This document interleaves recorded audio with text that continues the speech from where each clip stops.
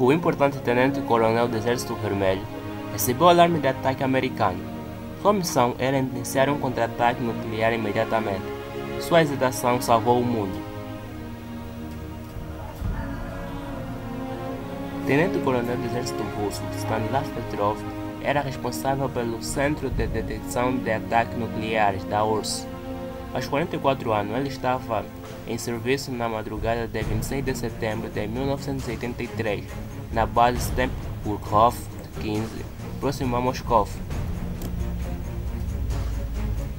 Stanislav não costumava trabalhar à noite, mas estava ali cobrindo a folga de um colega.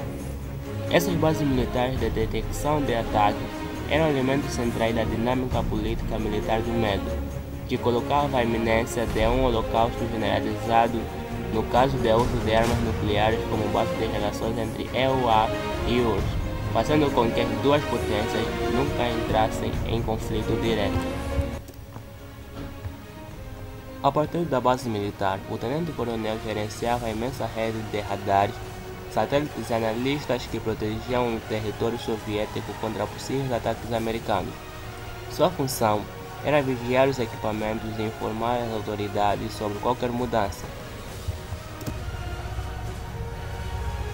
No caso de um ataque, a estratégia soviética era clara. O responsável tinha exatos 12 minutos para acionar o sistema de retaliação. É o tempo que levava para que um míssil americano atingisse o território soviético.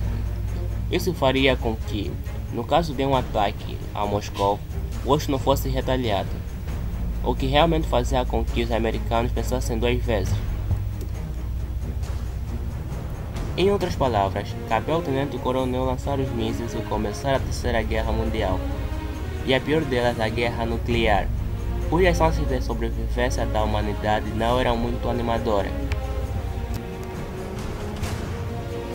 Era pouco mais da meia-noite em Moscou e domingo à tarde nos Estados Unidos, quando os computadores de Petrov indicaram que um míssil americano voava em sua direção a 24.000 km por hora. Os satélites de observação não conseguiram ver o suposto míssil, mas os computadores confirmaram a informação. Petrov hesitou.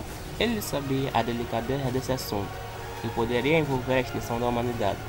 Raciocinou que as máquinas poderiam se enganar e interpretou o aviso como um erro. Afinal, se fosse uma guerra, os americanos não lançariam só um míssil. Então registrou como um alarme falso. Teria sido fácil se parasse por aí. Minutos depois, a alerta soou novamente. Um segundo míssil americano, e depois um terceiro, um quarto e por fim um quinto. Piscava na tela do monitor, em letras vermelhas, a palavra Natnas, que em português significa iniciar. Petrov manteve-se impassível.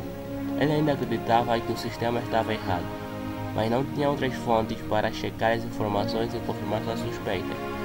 Os radares terrestres só detectariam os mísseis quando estivessem visíveis na linha do horizonte, e mesmo com isso, seria tarde demais. O tenente-coronel sabia que não havia margem para a dúvida. Se ele seguisse o protocolo e alertasse seus superiores, centenas de mísseis nucleares seriam disparados em direção aos Estados Unidos e, em apenas uma hora, acabaria com a vida de milhões de pessoas, talvez chegando aos bilhões como resultado final.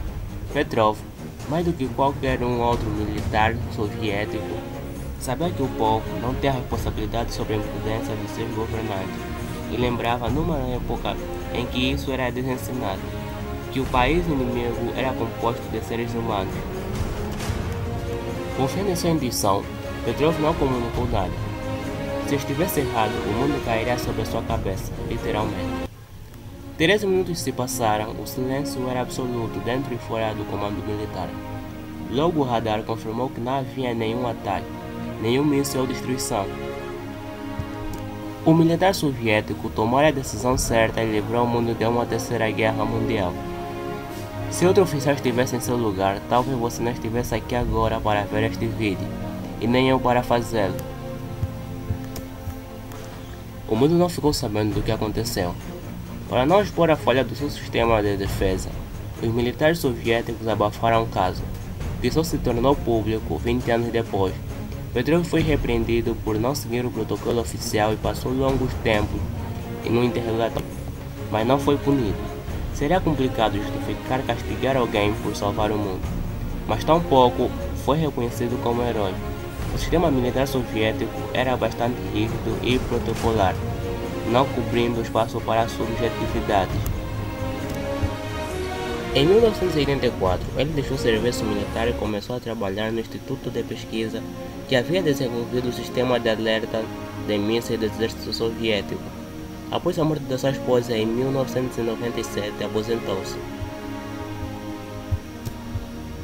Em 2004, a organização California Association of World Citizens premiou Petrov com o World Citizens Award. Ele recebeu um troféu de $1000 como agradecimento por ter evitado a catástrofe. Stanislav Petrov morreu em 19 de maio de 2017, aos 77 anos. E aí, gostou do vídeo? Se gostou, não esqueça de se inscrever no canal, ativar o sininho para receber notificações sobre os próximos vídeos.